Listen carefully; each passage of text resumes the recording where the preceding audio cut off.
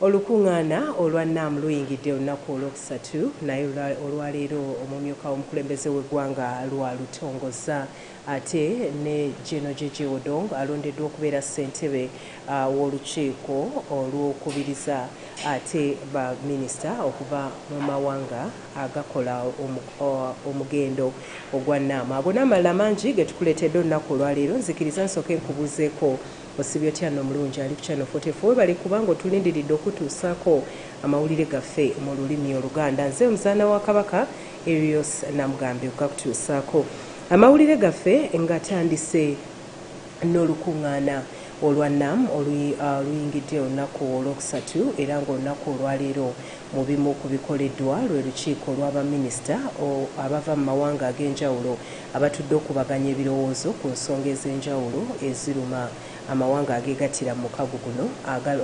agakkiriziganyiza kimu nga nkuyege ne galonda Jeje Odong okubeera ssentebe w'olukiiko luno. Mu mwaka ogwa 1961 omugendo gwa Nana Light Movement gwatandikibwawo amawanga agaali gatakwatagana na ggwanga eri America ko n'erya USSR ne gasalawo okusigala nga geetengeredde nga Uganda yagwegattako mu mwaka ogwa 1964 mu lukuŋŋaana olwali olwokubiri. Ebimu ku biruubirirwa eby'omugendo guno kuliko okulwanirira emirembe mu nsi yonna okuyita mu kumulungula obuzibu bwonna obuba bubaluseewo mu mawanga gano era mu mirembe. Okuva olwo enkuŋŋaana nga luno oluli mu Uganda sabbiiti eno zize zibeerawo mu mawanga ag'enjawulo okusobola okuba emmunyeenyeso mu ebyo bye baze bakola nga muno mulimu n'okulonda bassentebe abakubiriza enkiiko zino mu buli mawanga gye babeera balaze. Omwaka ogwaggwa olukuŋŋaana luno lwali mu ggwanga erya Azerbaijan era minisita waayo avunaanyizibwa ku nsonga z'amawanga amalala Rafael agamba nti ewaabwe bwali buwanguzi ate nga ne wano kyekyo kyatuukiddeko. Bano bakkiriziganyiza kimu nga nkuyege ne balonda minisita wa kuno ow'ensonga z'amawanga amalala Jeje Odong okubeera ssentebe w'olukiiko luno. As a chair of the preparatory ministerial meeting, if there is no objection, I suggest to elect His Excellency General Jeje Odong by acclamation as the chair of the preparatory ministerial meeting.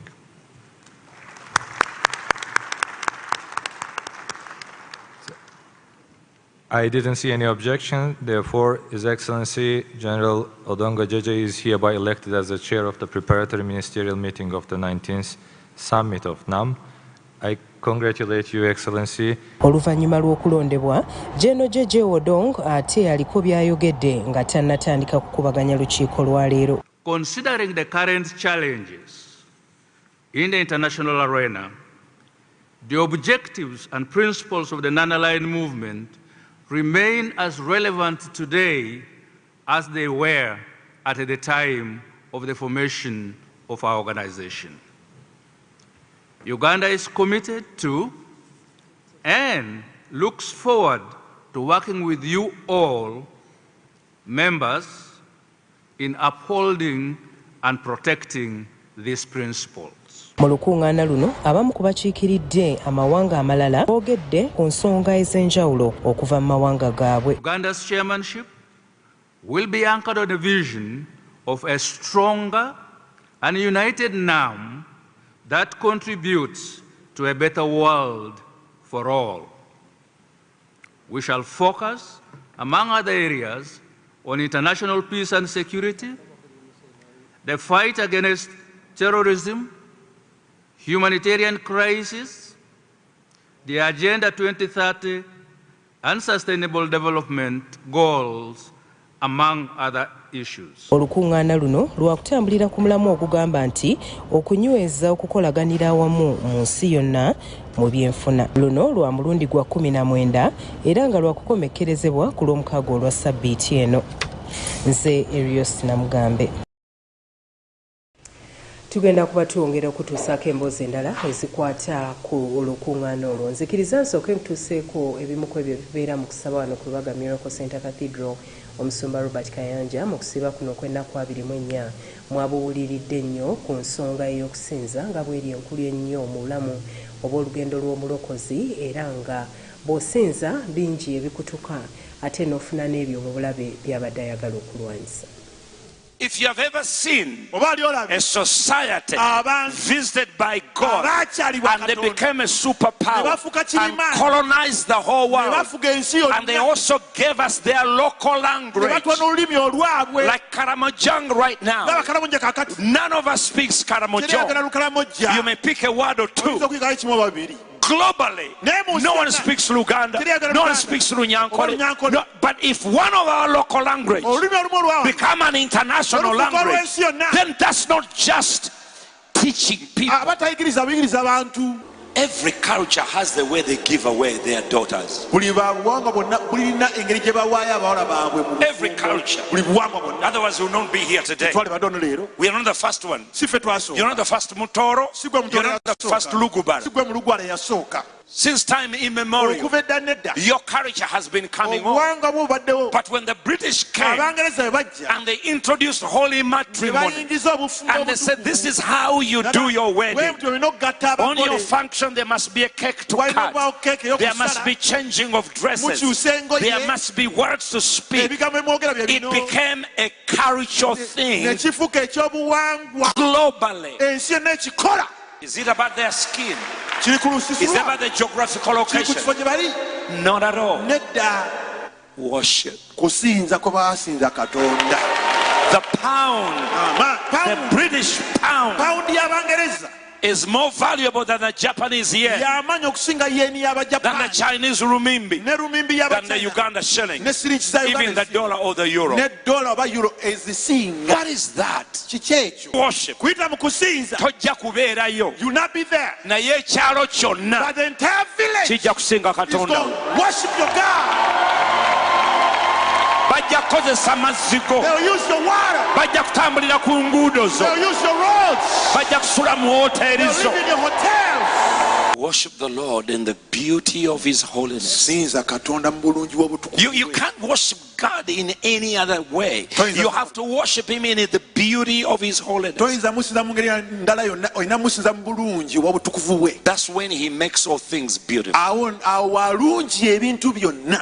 He's going to make your life beautiful. agenda kulungi obulamu bwo. Psalms 29 verse 2 says, Zabbuli ya 29 give unto the Lord the glory due unto His name. ekitiibwa ekigwanidde erinnya So what's the lye. glory? kitiibwa kyeki? Worship. kusinza n'okumuwa. Create a smoke tondawo omukka ogw'okusinza. that whoever's looking for you buli akunoonya will be blinded by the glory. nga ekitiibwa kimuziba amaaso. Worship the Lord in the beauty of His holiness. sinza katonda mu bulungi obw'obutukuvu bwe. The voice of the Lord is upon the waters. eddoboozi lya mukama liri ku mazzi. The God of glory thundereth. katonda ekitiibwa The Lord is abwatuka. upon many waters. katonda ali ku mazzi amangi. What do you mean? otegeeza ki? Water is the spirit. amazzi mwoyo. You are a spirit. oli mwoyo. You are a scent of anointing. oli tuluba ya When mafuta. God is upon you, katonda baakuliko it thunders. aboggola abwatuka. It thunders. abwatuka nga laddu. And your enemy run. omulabe wo n'ateekayo. When God thunders. katonda bw'abwatuka. So when you start worshiping God, otandika okusinza katonda. this is what you'll hear. kino kyogenda okuwulira. Heaven singing over you. eggulu nga liyimba ku ggwe. ebyo bwe bityo bwe biri bw'oba oyagala okwongera okubyeyongeza jangu omukusaba okubeerawo buli lunaku okugenda okumala ennaku 24 tuzitambuliza nno ddala wabula ennaku ziringa 9 okumalako ennaku 24 ez'okusaba n'okusiba n'olwekyo jangu obeerewo naawe kwettanire ate nga nkuzaayo mu lukuŋŋaana olwannam mumyuka omukulembeze w'eggwanga Jessica Alupo alaze obwennyamivu olw'entalo ezitakoma eziri wakati w'eggwanga erya Russia and Ukraine ko ne Pakistan ne Israeli zagambye nti ziviiriddeko abantu bangi basaalumanya okufiirwa obulamu bwabwe saako n'ebintu ebirala bingi okwonooneka bino abituuseeko bw'abadde aggulawo mu butongole olukuŋŋaana olwannam oluyindira Munyonyi. Ono abadde akiikiridde omukulembeze w'eggwanga mu kugulawo olukuŋŋaana lwa NAM ng'ono asoose kwebaza abakungu okuva mu mawanga ag'enjawulo olw'okujja mu bungi okusobola okulwetabamu. Ono atenderezza ssentebe w'olukiiko luno okuva mu ggwanga erya Azerbaijan olw'okukolera ddala obulungi eddimu eryamukwasibwa omwaka ogwaggwa. Our presence here, ladies and gentlemen, is an affirmation of the trust and confidence in the leadership of our country to steer the movement in line with the founding principles and promotion of the interests of its membership in a globalized world. I wish to congratulate the Republic of Azerbaijan for its leadership of our movement, especially during the very trying period of the COVID-19 pandemic time. Omumyuka w'omukulembeze w'eggwanga Jessica Alupo ayongedde n'akkaatiriza nti ebigendererwa ebyatuukibwako mu kutandikawo omugendo guno bikyagendera ddala mu maaso nga bwe byali okuva mu ntandikwa, ate okuba nga luli wano mukisa munene ddala ogw'okutwala enteekateeka ey'okwongera okukulaakulanya omugendo ogwa NAM mu maaso. The movement principles of sovereignty and sovereign equality of states, territorial integrity, non-intervention and non-interference in the internal affairs of other states are as relevant and important today as they were at its founding. Through the vision and efforts of the founders, colonialism is almost entirely ended except for Afghan self-governing territories. Asinzidde mu kuggulawo olukuŋŋaana luno n'alaga obwennyamivu olw'olutalo olutaagudde amawanga okuli erya Isirayiri ko ne Pakistan saako erya Russia ne Ukraine. Following geopolitical tensions and conflicts such as the current conflict between Israel and Palestine, Ukraine and Russia, etc., are a matter of concern for all of us.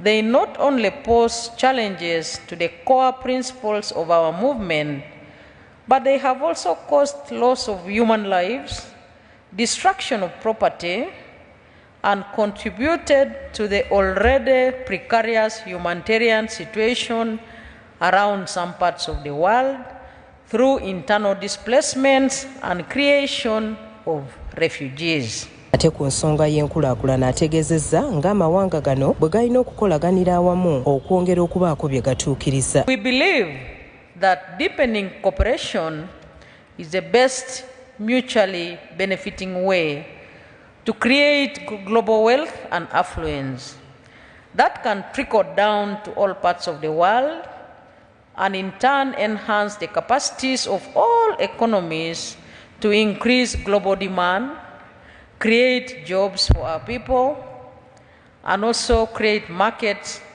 among NAM economies, but also all the nations of the world.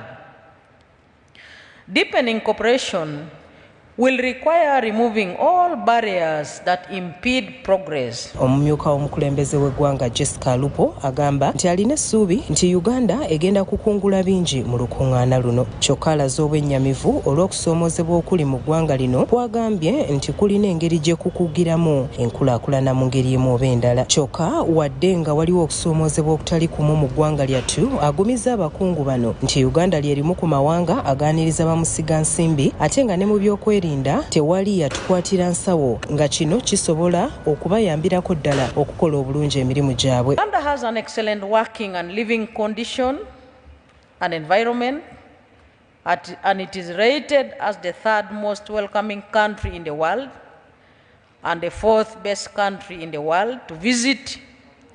Uganda offers the lowest cost of living with excellent housing, and its fast-growing workforce and flexible labor regulations provides a key advantage for companies investing in labor-intensive operations.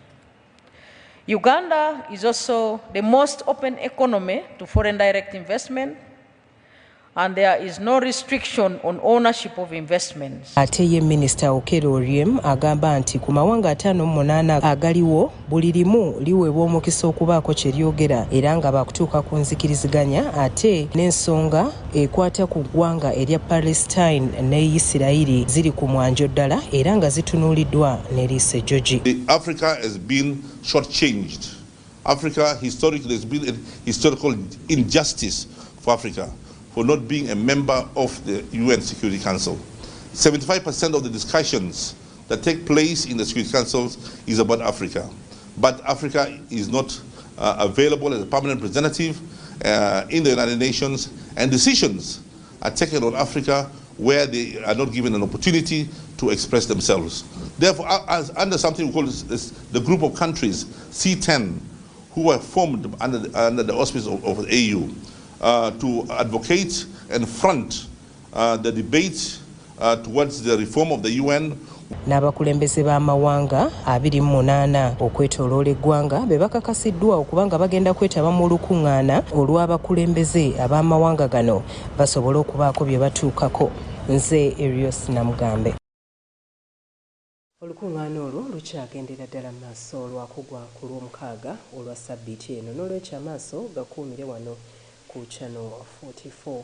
Ate mu bufu bwe bumu abamu ku basuubuzi wano mu kibuga Kampala bagamba nti newankubadde ng'olukuŋŋaana luno lugenda maaso, bangi ku bo banyigiriziddwa mu ngeri emu oba endala. Okusinga omusasi waffe ayogeddeko n'akulira ekitongole ekitaba abagoba ba takisi wano mu ggwanga, Rashid Sekindi, n'agamba nti mangi ku makubo abakungu bano kwe bayitira nabo kwe bakolera emirimu gyabwe ate ng'agasinga gaggaddwawo. Nga olukuŋŋaana rather non-aligned movement luyingidde olunaku olwokusatu nga luyindira mu ggwanga Uganda, abantu abamu abali mu bizinesi ez'enjawulo ku nguudo ezimu abagenyi bwe bayita mu kugenda awali olukuŋŋaana we luli bakyasanga obuzibu bungi kubanga ku nguudo zino tebakkirizibwa kwetaayanga bwekyali nga olukuŋŋaana terunnatandika. Okusinziira ku akulira ekitongole ekitaba abavuzi ba takisi mu kibuga Kampala, Rashid Senkindi, agamba nti amakubo agamu gaggaddwa ekiviiriddeko abasaabaze abamu okusanga obuzibu nti awantu awamu baba balina okutambulawo wamu n'akasente okweyongeramu. Olukuŋŋaana luno luli mu kati bakozesezza ekkubo oba express, Southern Express, kati agenda okusaabala agikutulamu kati wakati baazibyewo tasobola kuakisesinga agenda busaabala. Kitegeeza nti emmoloka bwe mujja mu tawuni erina wemukomya n'asazaawo ebigere ate n'adesayidi endala ate n'afuna bodaboda n'emutuusa gy'alaga. Kitegeeza nti olugendo lw'ebusaabala luba nga lubadde lwa 13, omusaabaze ate yeeyongeramu nnusu oba 10 olwa bodaboda oba bw'aba alina ebintu n'10 nga bbiri okweyongeramu. Ekyo wabula n'abalina bizinesi ku nguudo zino nabo basanze obuzibu bwe bumu nga ezimu zaggaddwa ate ezimu ne zimenyebwa. Abamu ate abatali mu byantambula nabo obaolyawo bakalubiriziddwa naddala ababadde balina bu bizinesi babadde bakolera oba ku mbalaza z'amaduuka bizinesi oba bukiosks baabugyewo oba baabumenye kati bizinesi abadde akola ku bizinesi. Wabula okusinziira ku Senkindi buli kintu kibaako n'ekirungi era olukuŋŋaana rather non-aligned movement luyambye enguudo ezimu okukolebwa, okuteekebwako amataala wamu n'okutunda eggwanga mu nsi yonna. Olukuŋŋaana buno bantu bangi oba ensi eggwanga lyalufunyeemu twalufuniddemu wa kisooka luyina eddaala kwe litussa nti abadde tamanyi Uganda likolebwa Uganda oba naddirawo bajja kwesanga nti nga Uganda erina akatale keefunye naddala mu bantu abangi abali wano. Ekyokubiri kwe kuba nti tulina okulaajana kwe tubaddeko naddala ku nguudo ezimu wano mu Kampala. Enguudo ezo ezimu waliwo ezasobodde okuddaabirizibwa olw'olukuŋŋaana luno oba olw'abagenyi bano abasobodde okuba nga bajja. So ekyo nakyo tulina okuba nga twakifunyeemu nga bannayuganda oba bannakampala. Tulina enguudo ezimu zibaddeko enzikiza ekiro nga basobodde okuba nga bateekako amataala ekiro. So amataala ago gazze lwa abagenyi bano naye ate tegagenda kuvaawo, gajja kusigalawo. Wabula akubiriza abavuzi ba takisi mu ggwanga okuba abeegendereza ennyo era okwewala okuyita ku nguudo ezimu ezaggaddwa. Abasirikale kati bangi ku nguudo naddala traffic, military police, poliisi eno eya bulijjo. So okutaatagana okwo okuliwo naddala nga waliwo konvoyi eyitawo ne bakuyimiriza. Kyensaba bakyenkubira omulanga buli muvuzi kugondera amateeka agateereddwawo okugoberera. Olw'ensonga bw'otaagagoberere bajja kukukwata ng'agezaako okutuusa obulabe ku bagenyi. Ate nga twakirabye nti minisita w'ensonga ez'ebweru Mubezi yakyogedde ku mawulire n'agamba nti omuntu yenna anakwatibwa ng'ayina embeera yonna egezaako okutaataaganya olukuŋŋaana olwo yadde okuluvumirira ajja kuvunaanibwa nga kalintalo kalintalo oba prison okulya mu nsolo. So mu mbeera eyo okwewala embeera eyo yonna olina kugondera bugondezi mateeka. Olukuŋŋaana luno lusuubirwa okuggwa ku Lwokutaano lwa wiiki eno. Senkumba Brian, Channel 44 olweggulo. Weebale nnyo Senkumba Brian olw'emboozi eyo. Olukuŋŋaana olwo lujja kuggwa ku lunaku olw'omukaaga olwa ssabbiiti eno. Ate nzikiriza nsooke ntuuseeko olugero lwe tukutegekedde leero oluvannyuma ndyoke nkwongere mu mawulire gaffe amalala ge tulina. Olugero lwaffe olwaleero lugamba nti amamesa amangi tegeesimira bunnya. Amakulu g'olugero luno gali nti abantu abamu bwe babeera awamu buli omu aba asuubira munne kubaako kyakola bagenda okumaliriza nga tewali kituukiddwako. Ne mu bulamu bwaffe nno obwa bulijjo abantu bangi bwe bagezaako okuŋŋaanira wamu wayinza obutabaawo kituukibwako nga buli omu omulimu agulekera munne. N'olwekyo bw'olaba embeera ng'efaananyeko bw'etyo situukiramu obeeko kyokola okusobola okutwala embeera mu maaso. Ate nga tweyongeddeyo mu mawulire gaffe amalala, minisita Musenero akwatiddwa ku nkono okuva mu kakiiko akavunaanyizibwa ku by'embalirira ku lukiiko lw'eggwanga olukulu nga kanaaluzaala abadde kubanga abadde annyonnyola ku nsonga za tekinologiya ssaako n'okuzisomesa ababaka abatuula akakiiko kano, so nga bo babadde baagala ayongere okunnyonnyola ku nsonga ez'ebyembalirira. Ogera ku bintu by'ebbanja ng'eggwanga tulina okumanya nti omwaka guno weewaawo tetwewoze nnyo ku ssente ziva wabweru.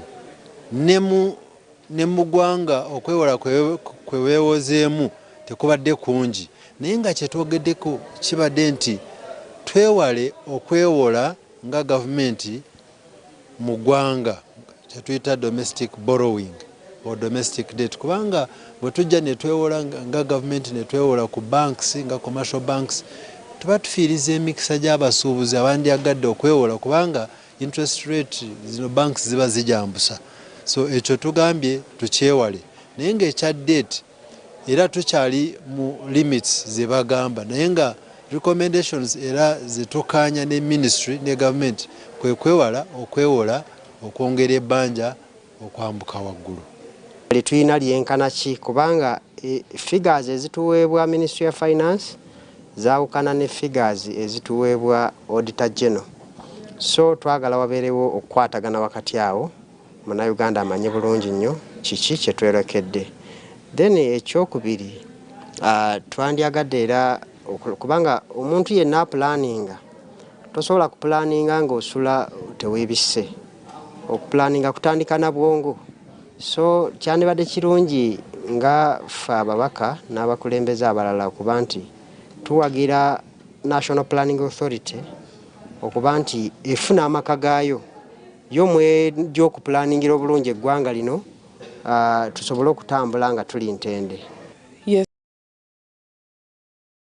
Ebyo nabyo bwe bityo bwe biri ate oluvannyuma lw'abamu ku bazadde abasajja okwesuulirayo gwa Nagamba ku kutwala obuvunaanyizibwa bwabwe bwe balina okukola mu maka olwo abakyala ne basigala nga be balabirira abaana baabwe. Bano Meeya Sserunjogi ow'e Kawempe avuddeyo n'abayambako abazadde abateesobola okulaba nga abaana baabwe babatwala mu masomero. Naaliko basale ez'abawadde zibasobozese abaana baabwe obutatuula waka.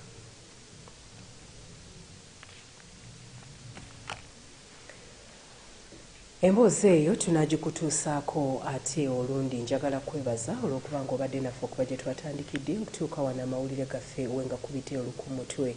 Olunaku olwokutaano waliyo olukuŋŋaana kivulu ky'abaana wano ku Miracle Center Cathedral kituumiddwa Proclaim Worship Experience ennaku z'omwezi 19.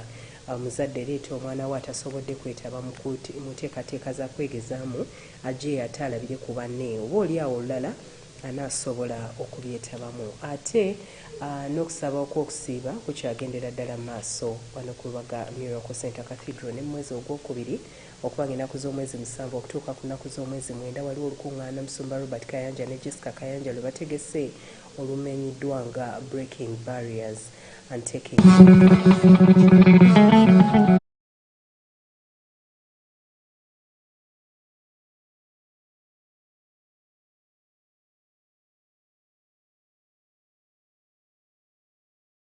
mawo wefumintirizeewo ate tojja kusigala kyekimu. Nze omuzaana wa Kabaka Erios Namugambe webale kubeera naffe kuba gye twatandikidde okutuuka wano weekubidde amawulire gaffe oluku mu mutwe toba ku Channel 44.